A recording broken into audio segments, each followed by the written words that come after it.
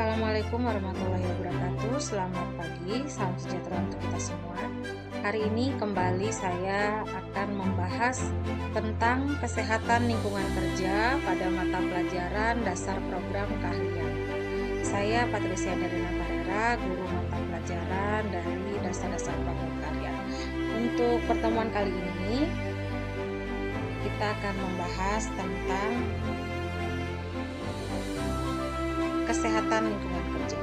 Kalau melihat dari gambar ini, maka bisa kita simpulkan bahwa lingkungan kerja yang nyaman, lingkungan kerja yang bersih, kemudian lingkungan kerja yang tertata dengan rapi, maka akan memberikan kenyamanan pada orang yang melihat, terutama di industri perhotelan.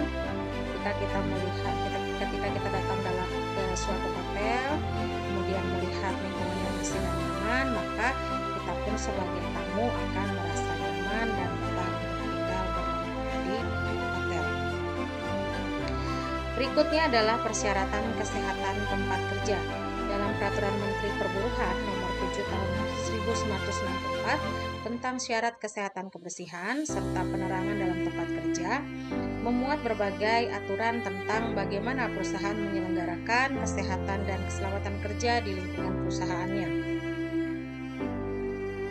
Adapun persyaratan tersebut, yang pertama, menghindarkan kemungkinan dari bahaya kebakaran dan kecelakaan, kemudian menghindarkan kemungkinan bahaya keracunan, penularan penyakit atau timbulnya penyakit jabatan, memajukan kebersihan dan ketertiban, mendapat penerangan yang cukup dan memenuhi syarat untuk melakukan pekerjaan, mendapat suhu yang layak dan peredaran udara yang cukup, serta menghindarkan gangguan debu, gas, uap, dan bau yang tidak menyenangkan.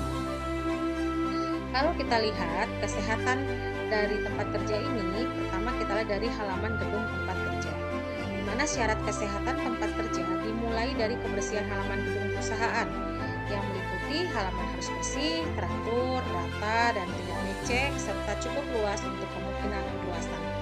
Kalau kita melihat gambar di samping, dalam syarat kesehatan tempat kerja, kita lihat di sini harus tersedia bagaimana penanggulangan ketika hujan datang, kemudian bagaimana sirkulasi air sehingga tidak terjadi banjir, apakah dekat dengan atau dibuatkan sumur resapan, atau bagaimana jarak antara talang air, kemudian jarak sumur resapan dengan septic tank dan sebagainya. Ini harus dipertimbangkan untuk kesehatan dari tempat kerja tersebut. Syarat berikutnya adalah mengenai keberadaan gedung perusahaan yang harus memenuhi persyaratan, antara lain gedung harus kuat bangunannya dan tidak boleh ada bagian yang mungkin roboh. Selanjutnya, tempat pembuangan air besar dan air kecil. Ini sangat penting, di mana persyaratan jumlah jamban itu harus diperhatikan ketika kita membuat atau kita membangun gedung tempat kerja.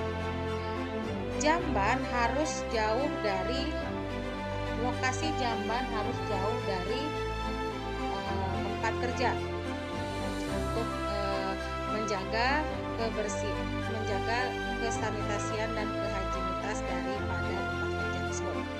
Nah, jumlah jamban sebagai berikut. Ini adalah rentan dari berapa jamban yang kita perlukan dan ketika kita membangun tempat kerja, sehingga dengan jumlah orang atau jumlah karyawan itu harus sesuai dengan jamban yang tersedia. Lalu persyaratan kondisi fisik jamban. Dinding jamban itu setinggi 1,5 meter dari lantai, harus terbuat dari bahan yang mudah dibersihkan, diter atau ditegel marmer. Kemudian syaratnya tidak boleh berbau, tidak boleh ada kotoran yang terlihat, tidak boleh ada lalat, nyamuk atau serangga yang lain. Harus tersedia air bersih yang cukup untuk dipergunakan, harus dapat dibersihkan dengan mudah, dan paling sedikit harus dibersihkan 2-3 kali sehari. Pintu jamban pun harus dapat ditutup dengan mudah. Tempat kerja yang jangan perlu harus disediakan tempat mandi. Selanjutnya kita masuk kepada syarat-syarat air. Tidak berbau dan harus segar, tidak berwarna, tidak berasa, dan tidak mengandung binatang atau bakteri yang berbahaya dan dinyatakan dalam pemeriksaan laboratorium kesehatan. Nah, untuk lain-lainnya silakan anak-anak bisa membaca atau browsing di internet dalam keputusan Menteri Kesehatan RI. Itu silakan kalian dapat membaca apa saja yang menjadi persyaratan dari lingkungan kerja perkantoran dan industri meliputi apa saja. Lalu persyaratan air bersihnya seperti apa, kemudian pengaturan pencahayaan di tempat kerja juga diatur dalam Kepmenkes nomor 1405 tahun 2002 tentang persyaratan lingkungan kerja perkantoran dan industri. Silakan anak-anak semua dapat melihat kemudian mempelajari apa yang sudah sampaikan. Nah, kemudian nanti setelah itu kalian akan